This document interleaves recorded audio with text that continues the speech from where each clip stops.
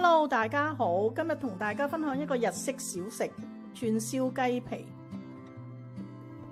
呢個雞皮呢，我之前整涼拌手撕雞剩低嘅，我見佢幾靚呢，我就愛嚟整呢個小食啦。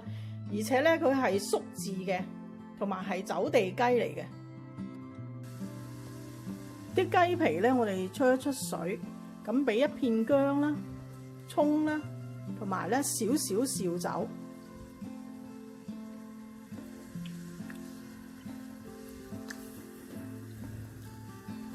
咁我哋唔使出水好耐嘅，30秒都得㗎喇。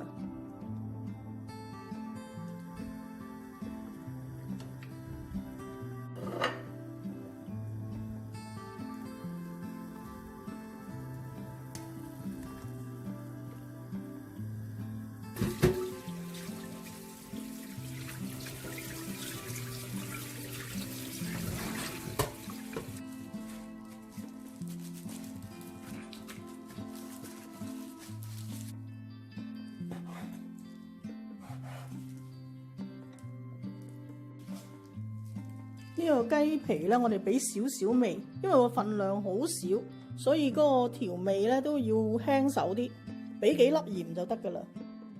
跟住咧，我就會俾啲teriyaki， 個份量都係好少就得噶啦。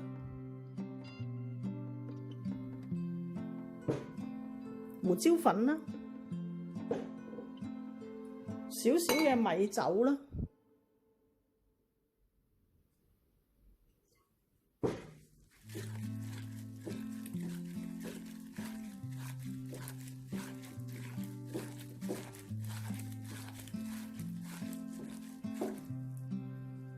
咁我哋用一支竹籤串起佢，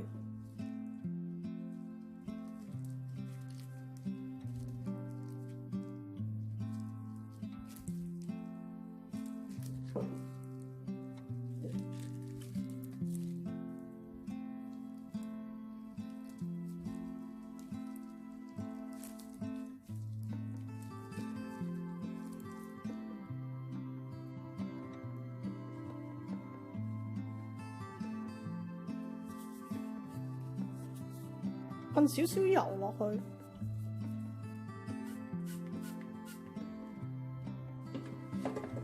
我用攝氏200度焗佢6分鐘，咁到第5分鐘呢，我會睇一睇個情況而定嘅。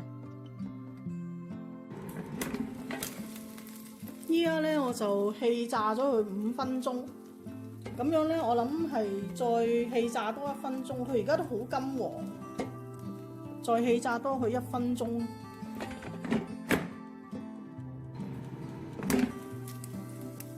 依家我就氣炸咗佢6分鐘，咁佢炸得都好靚。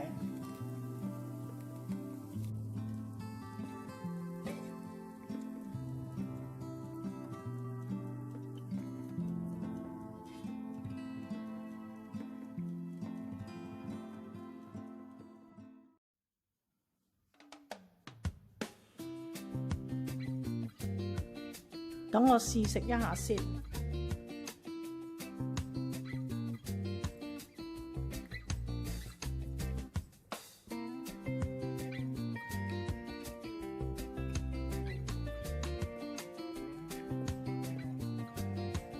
呢個小食真係好邪惡，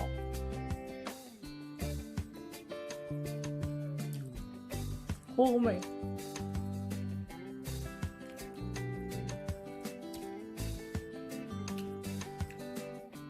有啲脆脆地。